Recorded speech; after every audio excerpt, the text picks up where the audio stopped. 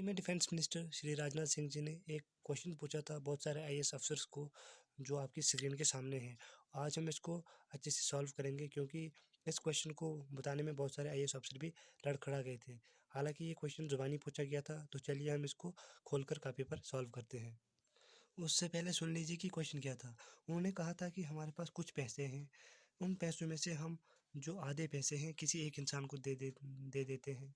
उसके बाद उन्हीं पैसों में से वन थर्ड पैसे यानी एक तिहाई पैसे हम किसी दूसरे इंसान को दे देते हैं। और उसके बाद बचे हुए 100 रुपये, यानी उनमें से 100 रुपये बचते हैं, वो हम किसी तीसरे इंसान को दे देते हैं। तो इसका जवाब क्या है, यानी कि जो टोटल पैसे थे वो कितने थे, वो हमने कैलकुलेट करना है। तो चलिए इसको कैलकुलेट करते हैं।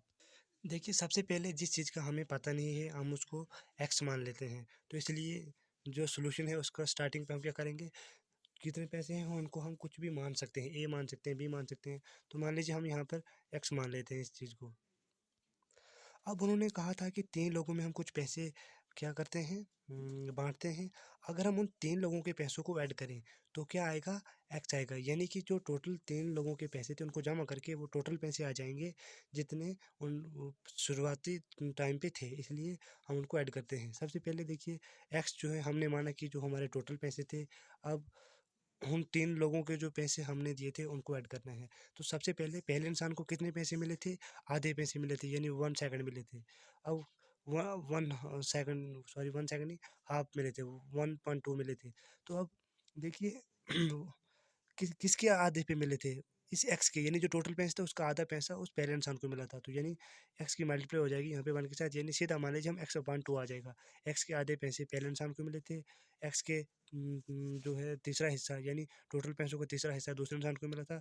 बचे हुए 100 रुपये तीसरे इंसान को मिले थे। यानी हमारे पास इक्वेशन बन गई, पहले इंसान को कितने पैसे मिले, टोटल मान लीजिए कुछ रुपए हैं जिनको हमें पता नहीं, हम मान लेते हैं एक्स। और एक्स का जो दूसरा हिस्सा, यानी टोटल पैसे का जो दूसरा हिस्सा है वो पहले इंसान को मिलता है। टोटल पैसों में से तीसरा हिस्सा दूसरे इंसान को मिलता है, और टोटल पैसों में से जो 100 रुपये थे वो उसको मिलते हैं। अब इसको हम अगर सॉल्व करें इक्वेशन वाइज तो हमारे पास एक आंसर आएगा।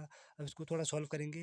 अब x/2 प्लस x/3 इसको हम किसी भी मेथड से सॉल्व कर सकते हैं, चाहे वो एलसीएम मेथड हो, चाहे वो आप क्रॉस मल्टीप्लिकेशन से करें। मैं क्रॉस मल्टीप्लिकेशन से कर रहा हूँ। देखिए, क्रॉस मल्टीप्लिकेशन से 3 की एक्स के साथ मल्टीप्लिकेशन होगा, बीच में प्लस होगा, 2 इंटू 2x हो जाएगा, अपान में 3 2 6, इनकी हो जाएगी क्रॉस मल्टीप्लिकेशन प्लस 100।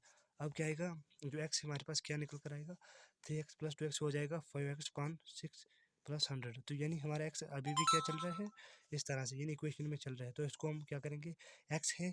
तो यहाँ पे बहुत सारे स्टूडेंट्स गलती कर देते हैं, जिनको थोड़े बेसिक की प्रॉब्लम रहती है। वो क्या करते हैं, यहाँ पे भी इसको क्रॉस मल्टीप्लिकेशन कर देते हैं। आप देख सकते हैं ये एक्स की वैल्यू है, यानी वेरिएबल की है, तो इसको हम वेरिएबल में ही प्लस माइनस कर सकते हैं, नंबर के साथ नहीं। तो 100 क्या है, नंबर है, पीछे 5x क्या है, ये एक वेरिएबल है। तो इसलिए हम वेरिएबल को वेरिएबल से करेंगे, तो पीछे हमारे पास वेरिएबल ऑलरेडी पड़ी हुई है, तो इसलिए हम क्या करेंगे, वेरिएबल के साथ इसको सब्ट्रैक्ट कर देंगे या प्लस कर देंगे, जो भी होगा।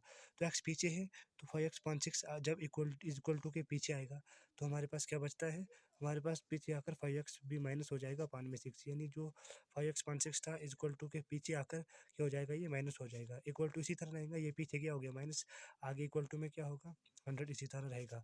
फिर इसको और ज़्यादा हम सॉल्व करेंगे, इधर फिर मैं क्रॉस मल्टीप्लिकेशन मेथड से सॉल्व करता हूँ, क्योंकि मैं इसको कंफर्टेबल समझता हूँ। तो हो जाएगा 6 into x 6x minus 5x, तो 6 ये आ गया। हम इसको सॉल्व किया क्रॉस मल्टीप्लिकेशन मेथड से, यहाँ पे ऐसे इक्वल टू हो जाएगा 100। तो ये देखिए इक्वल टू 6x में से 5x के बचेगा 1x, 5 6/6 कैसे रहेगा, इक्वल टू 100।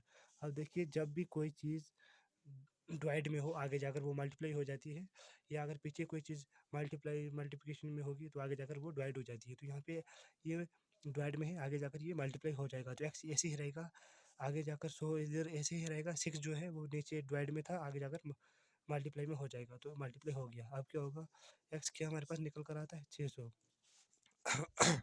अब देखिए, अब हमारे पास 600 टोटल पैसे यानी कितने थे, 600 रुपये थे।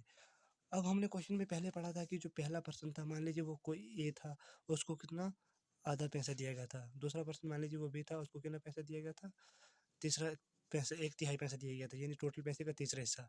और तीसरे बंदे को मान लीजिए सी, उसको कितना पैसा दिया गया था, 100 रुपये। अब आगे देखिए x/2, यानी जो टोटल पैसा है उसका आधा। तो एक्स हमारे पास क्या है, 600। तो 600 को हम डिवाइड करेंगे 2 से, क्या आएगा 300, यानी पहला जो बंदा था उसको 300 रुपये मिले थे, दूसरा बंदा क्या था उसको उसको कितने पैसे मिले थे। अब एक्स हमारे पास है 600 अपॉन में 3, तो क्या आ जाएगा 200। अब देखिए दूसरे बंदे को कितने पैसे मिले थे 200 रुपये और तीसरे को 100 रुपये। अब देखिए टोटल जमा करेंगे हम इन तीन का वेरिफिकेशन के लिए, तो क्या निकल कर आता है।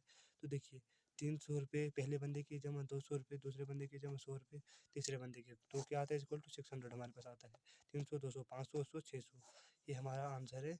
तो आई होप आपको अच्छे से समझ आया होगा। अगर आप इसी तरह बहुत सारे मैथ के कंसेप्ट समझना चाहते हैं तो कमेंट कर सकते हैं, मैं दूसरे ऐसे कंसेप्ट लाता रहूँगा या किसी पार्टिकुलर क्लास की मैथ की सीरीज़ भी स्टार्ट करूँगा।